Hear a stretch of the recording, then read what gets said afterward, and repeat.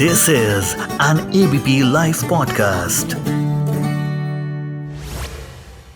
1 जुलाई 2024 एक ऐतिहासिक दिन के तौर पर याद किया जाएगा, क्योंकि लगभग 160 साल पुराने आईपीसी को बदलकर भारतीय न्याय संहिता लागू हो गई है।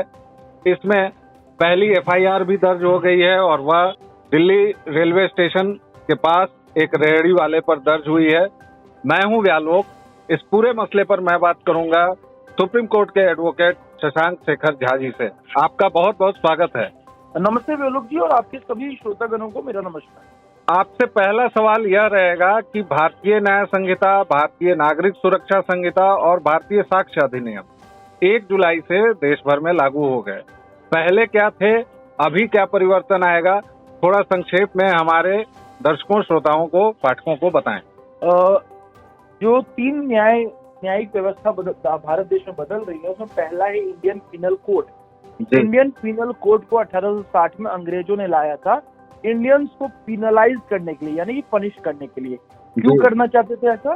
क्योंकि वो भारत पे राज करना चाहते थे और किसी भी राज करने वाले बाहरी ताकत को चाहिए कि वो दंड का प्रावधान लगाकर और आप पे राज कर सके। अनफॉर्चुनेटली स्वतंत्रता के 70-75 वर्षों के बाद भी हम उसी को ढो रहे थे। फाइनली अब जाकर हमारी संसद ने उसे बदला है और कहा है कि नहीं, हम दंड प्रधान से नहीं, न्याय विधान से चलेंगे। यह राष्ट्र चाणक्य का है, ना कि अंग्रेजों का है। और उसमें भारतीयकरण किया गया है। अब देखिए कि इंडिया नाम इस देश का है और भारत भी इस देश का नाम है, लेकिन अगर आप कहेंगे कि क्या यहाँ की मातृभूमि से निकला हुआ नाम है, तो भारत, उसका अपना इतिहास है, तो इसके नाम में भी बदलाव किया गया। लेकिन उसके अलावा सेक्शंस में भी बदलाव किया गया है। जैसे कि बहुत सारा तवज्जो दिया गया है कि साइबर, इंटरनेट और उस सब तरीके की चीजों पे। दूसरा, आप देखिए कि एक जो देश है हमारा, उसमें 5 करोड़ से अधिक केसेस लंबित है। यानी कि अगर एक केस में 2 पार्टी होते हैं तो 10 करोड़ लोग, और अगर एक परिवार में 5 लोग होते हैं तो 50 करोड़ लोग डायरेक्टली लिटिगेशन में इन्वॉल्व है। अगर 140 करोड़ की जनता में अगर 50 करोड़ लोग डायरेक्टली केसेस में इन्वॉल्व है, तो मेरा मानना है कि ये देश की अच्छी बात नहीं है।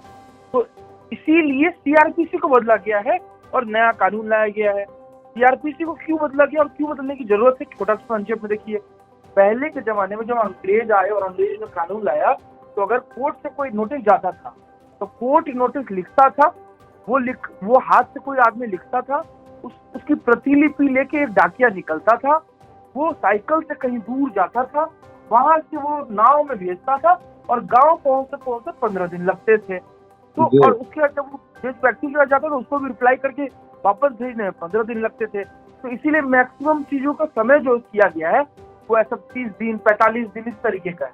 अब आज के समय में जब भारत 21वीं शताब्दी में एक तरह से लीड ले रहा है हर चीज में, और उसमें डेटा कम्युनिकेशन भी ऐसा एक सुचारू रूप से हम आगे बढ़ रहे हैं, तो जब सब कुछ मेल और मैसेज पे हो सकता है, इंस्टेंट हो सकता है, अगर हम ट्विटर, व्हाट्सएप, फेसबुक और इंस्टाग्राम चला सकते हैं, तो क्यों नहीं कोर्ट के समन या पुलिस के समन भी उसी तरीके से मैसेज के थ्रू जा सकते हैं। तो ये सारे प्रोविजन को चेंज करके मतलब कोशिश ये की गई है कि जो 5 करोड़ के केसेस लंबित है वो काफी हद तक कम किए जा सकते। और तीसरा, एविडेंस एक्ट को चेंज किया गया है। देखिए, एविडेंस एक्ट को चेंज करने की क्यों जरूरत है? क्योंकि बहुत बड़े बड़े क्राइम हो जाते हैं। मैं दिल्ली से हूँ, दिल्ली में वकालत करता हूँ। दिल्ली में आरुषि हत्याकांड हो गया, इतना बड़ा हत्याकांड हो गया, इतना चर्चित मामला, आज तक हमें नहीं पता क्या हुआ था। क्योंकि जो पहली बार इन्वेस्टिगेशन वहां करने गए, उन्होंने वहां जाके रिपोर्ट, वीडियोग्राफी ही नहीं, तो वीडियोग्राफी को कंपल्सन किया गया। और इस तरह की तमाम नई चीज जो कि टेक्नोलॉजी से यूज या टेक्नोलॉजी का आप उपयोग कर सके, वो सबको करके कोशिश ये की जा रही है कि इस देश में जो न्याय है वो सबको मिले और आखिरी व्यक्ति तक पहुंचे। जी, एक थोड़ा सा कंफ्यूजन इस बात को लेकर रहेगा कि 1 जुलाई 2024 के पहले जो मुकदमे दर्ज हुए हैं उनके साथ क्या होगा, इस पर थोड़ी रोशनी डालें। देखिए, पुराने मुकदमे पुराने तरीके से चलेंगे, नए मुकदमे नए तरह से चलेंगे। जहां तक कि इंडियन पीनल कोड की बात है, जो बदल के भारतीय न्याय संहिता बन रहा है। हाँ, तो दूसरे जो 2 और हैं, जो सीआरपीसी को बदल के किया गया है अब भारतीय नागरिक सुरक्षा संहिता, या इंडियन एविडेंस एक्ट जो बदल कर अब हो गया है भारतीय साक्ष्य संहिता। इन दोनों में डेफिनेटली देखना होगा कि क्या उपयोग होता है और कैसे आगे बढ़ेंगे।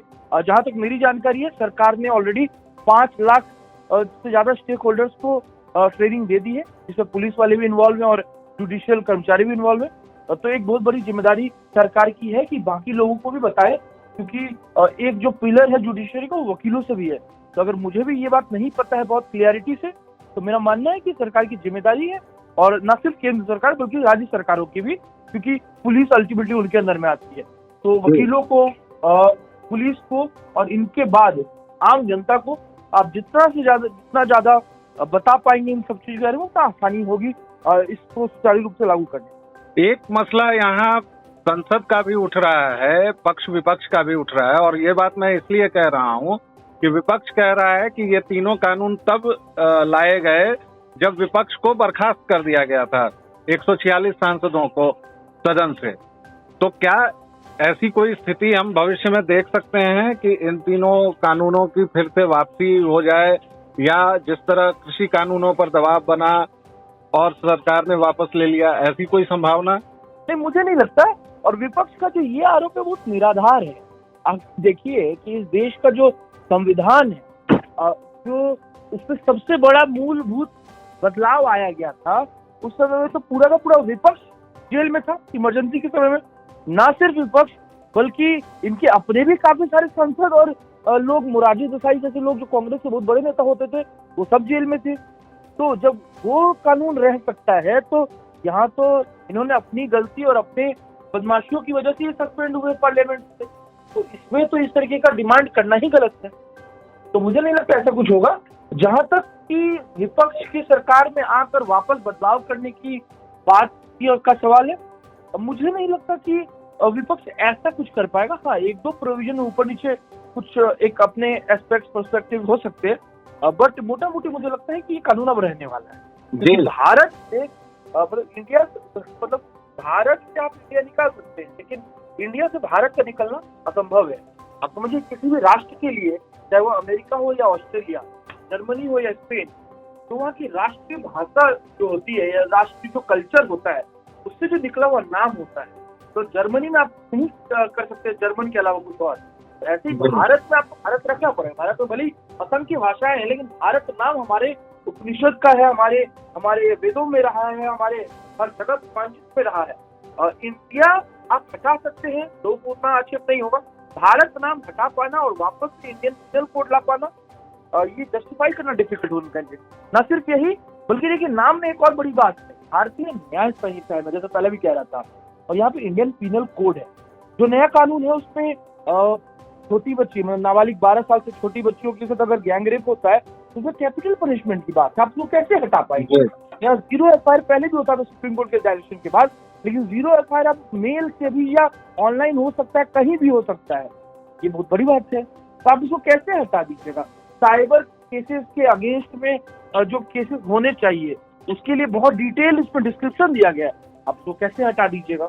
तो हटाना आसान नहीं है किसी के लिए भी, स्पेशली तब जब इसको इतने डिटेल से और आज की समस्याओं को ध्यान में रखते हुए बनाया गया।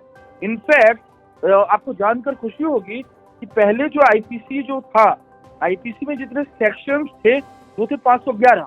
जो नया कानून आया है भारतीय न्याय संहिता, उसमें 350 ही है, क्योंकि जिन हटा दिए गए बहुत सारे को मर्ज कर दिया गया। जी, और कुछ ऐसी भी व्यवस्था की गई है कि कुछ अपराधों में सामाजिक सेवा का दंड है, कुछ अपराध हटा भी दी गए, अपराधों के कुछ करीबन 19-20 सेक्शंस को भी हटा दिया गया है। खैर, वो तो डिटेलिंग आप लोग करते रहेंगे, बताते रहेंगे, लेकिन एक आखिरी सवाल ये है कि एक वकील के तौर पर, एक न्यायविद के तौर पर आपको क्या लगता है कि सरकार का यह फैसला फिलहाल जो है वह नाम बदली के दिखावे के अलावा कोई सचमुच का बदलाव करेगा, या एक वैसे ही लोक लुभावन कोई कार्यक्रम है? देखिए, मेरा मानना है कि चोरी पहले भी चोरी थी, आज भी चोरी है, कल भी चोरी रहेगी। डकैती पहले भी डकैती थी, आज भी डकैती, कल भी डकैती रहेगी। मर्डर कल भी मर्डर था, आज भी मर्डर है, कल भी मर्डर रहेगा। तो ये सब तो रहने ही वाला है। आप इसके अंदर नहीं बदल सकते। आप क्या कर सकते हैं कि भाई पहले साइबर पे कोई केस होता था तो बड़ा डिफिकल्ट होता था पुलिस वालों के लिए भी कि किस सेक्शन के अंदर करें, या एविडेंस कैसे रिकॉर्ड करें, या पनिशमेंट कितना होना चाहिए। मतलब आप 10 रुपए का पेन चोरी करें और कार चोरी करें, दोनों में पनिशमेंट बराबर है। तो ये सब जो डिफरेंसेस थे, ज्यादा दिक्कत थे उसमें, वो एक चीज था। दूसरा कि हमेशा सब लोग कहते थे कि यार हमको क्राइम को नहीं मिटाना है, क्राइम मिटाना है, क्रिमिनल्स को नहीं मिटाना है। तो आप कैसे करिएगा जब तक आपके पास रिफॉर्मेटिव एक्शन का ऑप्शन ना हो। कोर्ट भी नहीं कर सकती है क्योंकि आपने कानून में व्यवस्था नहीं की। तो ये सब जो चीज हुआ है ना, तो मुझे लगता है कि जो इस तरह के एंगल दे रहे हैं वो समझ नहीं पा रहे हैं। आप किसी भी गलत कार्य को कुछ और नहीं बोल सकते, चोरी को चोरी ही बोलेंगे, लेकिन उसका पनिशमेंट ये है कि आप चाहेंगे कि वो चोर आगे चोरी ना करे, या अगर उसकी चोरी इतनी बड़ी है तो उसको उसकी जगह सजा बराबर मिले।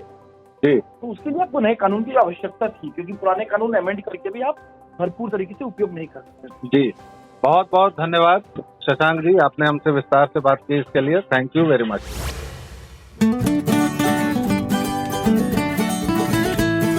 This is an ABP Live podcast.